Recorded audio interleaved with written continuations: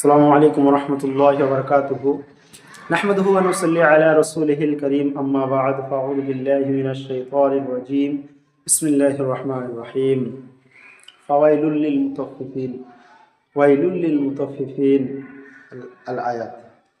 সম্মানিত দর্শকবৃন্দ, আজকে আমি আপনাদের সামনে যে বিষয়টি তুলে ধরছি সেটি হচ্ছে কমিশন খাওয়ার ব্যাপারে। যে কোনো বিষয়ে, যে কোনো খাতে বা যে কোনো ডিপার্টমেন্টে যদি কেউ মজুরের কাছ থেকে কমিশন খায়, সে ব্যাপারে কি বলা হয়েছে ইসলামকে। চলুন শুনে আসি।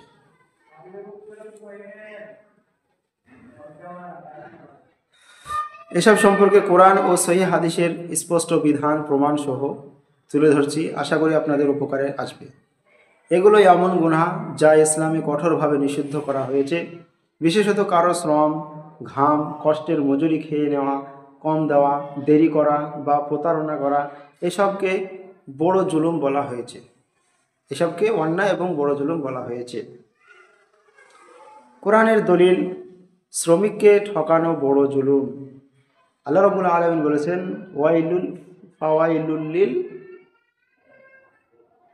ফাওয়াইলুল লিল মুতাফফিফিন, ধ্বংস তাদের জন্য যারা মাপে কম দেয়। সূরা আল মুতাফফিফিন 1 নম্বর আয়াত।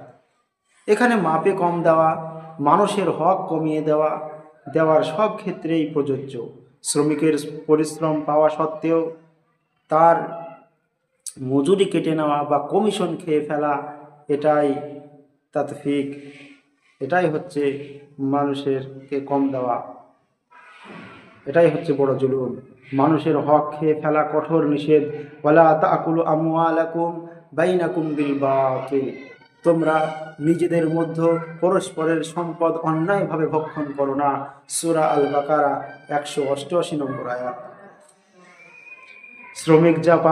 শ্রমিক যা প্রাপ্য নয় সেই টাকা নিজের পকেটে নেওয়া বাতিল পথে সম্পদ ভক্ষণ। 3 নম্বর, আল্লাহ জালিমদের পক্ষে নেই। ইন্নাহু লা ইউহিব্বুয যালিমিন, নিশ্চয় আল্লাহ জালিমদেরকে ভালোবাসেন না। আর সূরা আল বাকারা আয়াত নম্বর 57। শ্রমিকের হক খেয়ে নেওয়া জুলুম। আল্লাহ জালিমকে ভালোবাসেন না। আল্লাহ রাব্বুল আলামিন অত্যাচারীকে মহব্বত করেন না, অত্যাচারীকে ভালোবাসেন না। 4 নম্বর হচ্ছে কারো পরিশ্রমের বিনিময়ে খেয়ে ফেলা আগুন খেয়ে ফেলার মতো, আগুন খেয়ে নেওয়ার মতো। আল্লাহ রাব্বুল আলামিন বলেছেন, ইন্নাল্লাযীনা ইয়াকুলুনা আমওয়ালাল ইয়াতামা যুলমান ইন্নামা ইয়াকুলুনা ফি বুতুনিহিম নারা। সূরা আল নিসা আয়াত নম্বর 10। ব্যাখ্যাগুলোতে বলা হয়েছে, অন্যায়ভাবে কারো হক সম্পদ খাওয়া হলো আগুন খাওয়ার মতো। এতে শ্রমিক, কর্মচারী, গরিবের অধিকারও অন্তর্ভুক্ত রয়েছে। সহিহ হাদিসের দলিল, সহিহ হাদিসের ভিতরে কি বলা হয়েছে শ্রমিকের জন্য, চলুন জেনে আসি। 1 নম্বর, শ্রমিকের মজুরি জবরদস্তি কমানো বা খেয়ে ফেলা বড় গুনাহ। রাসূল সাল্লাল্লাহু আলাইহি ওয়াসাল্লাম বলেছেন, আমি কিয়ামতের দিনে 3 জনের বিরুদ্ধে বাদী হব। 1 নম্বর, যাকে কাজ করানো হলো কিন্তু তার পূর্ণ মজুরি দেওয়া হলো না। সহিহ বুখারী হাদিস নাম্বার 2227। শ্রমিকের মজুরি অন্যায়ভাবে না দেওয়া বা কম দেওয়া, একের বিরুদ্ধে রাসূল সাল্লাল্লাহু আলাইহি ওয়াসাল্লাম নিজে বাদী হবেন। এটা কত বড় গুনাহ, যা এই হাদিস থেকেই বোঝা যায়। 2 নম্বর হচ্ছে শ্রমিকের মজুরি দিতে দেরি করা। শ্রমিকের মজুরি দেরি করাও গুনাহ।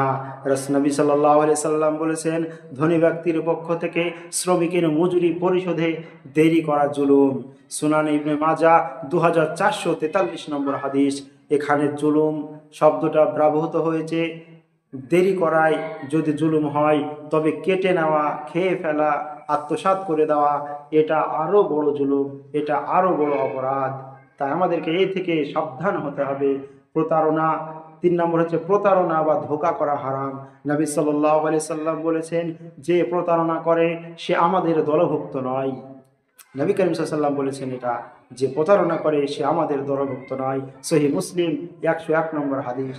লেবারের মজুরি কেটে নেওয়া, গোপনে কমিশন নেওয়া, এসবই প্রতারণা।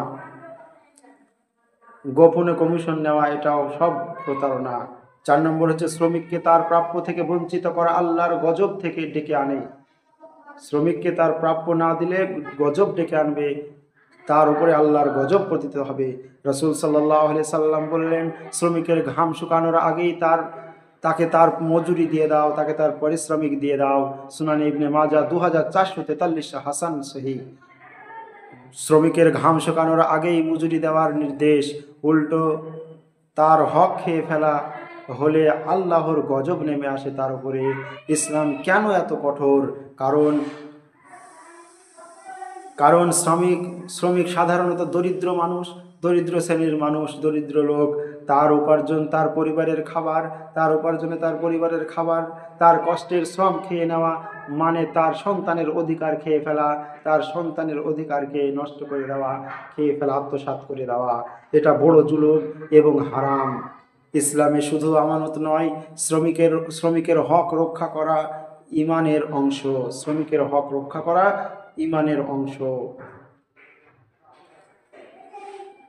যারা কমিশন বা শ্রমিকের মজুরি খায় তাদের জন্য সতর্কতা, তাদের জন্য কিছু সতর্কতা অবশ্যই আপনারা ভালোভাবে শুনবেন, লক্ষ্য করবেন, অবশ্যই জানতে পারবেন, বুঝতে পারবেন। কোরআন ও সহিহ হাদিস অনুযায়ী এমন ব্যক্তি জালিম, এমন ব্যক্তি প্রতারক, এমন ব্যক্তি নরকের হকদার। কিয়ামতে রাসূল সাল্লাল্লাহু আলাইহি ওয়াসাল্লামের বিরোধী পক্ষের একজন, আল্লাহর গজবের মুখে থাকা ব্যক্তি, এই যে কমিশন খাওয়া ব্যক্তি, এই যে আত্মসাৎ করা ব্যক্তি, হক মেরে খাওয়া ব্যক্তি। আবার বলছি, সেই ব্যক্তি, হক মেরে খাওয়া ব্যক্তি হলো জালিম, হক মেরে খাওয়া ব্যক্তি হলো প্রতারক, হক মেরে খাওয়ার ব্যক্তি হলো নরকের হকদার, হক মেরে খাওয়া লোক হলো কিয়ামতে রাসূল সাল্লাল্লাহু আলাইহি ওয়াসাল্লামের বিরোধী পক্ষের একজন লোক, আল্লাহর গজবের মুখে থাকা একজন লোক। এই কি মানুষের হক নষ্ট করা বা মানুষের আত্মসাৎ করা। উপসংহার, কোরআন ও সহিহ হাদিস স্পষ্টভাবে বলে, রাজমিস্ত্রি লেবারের মজুরি কেটে নেওয়া, অন্যায় কমিশন নেওয়া বা তাদের হক খেয়ে ফেলা সম্পূর্ণ হারাম, বড় গুনাহ, জুলুম এবং কিয়ামতের দিন কঠোর শাস্তির কারণ। আপনি চাইলে অবশ্যই এগুলি শেয়ার ও কি লাইক কমেন্ট করে ছড়িয়ে দিন, যেন আমরা সকলে নিজেদের থেকে গুনাহ মুক্ত হতে পারি, নিজেরা সকলে সাবধান হয়ে যেন আমরা ইসলামিক মতে জীবনযাপন করতে পারি। আমিন। ওয়াসাল্লাল্লাহু তাআলা আলা খাইরি খালকিহি মুহাম্মাদিন ওয়া আলিহি ওয়া সাহবিহি আজমাইন। আল্লাহুম্মা আরিনাল হাক্কা হাক্কা ইত্তিবাহু ওয়া আরিনাল বাতিলা বাতিলান ইজতিনাবাহু। আসসালামু আলাইকুম ওয়া রাহমাতুল্লাহি ওয়া বারাকাতুহু।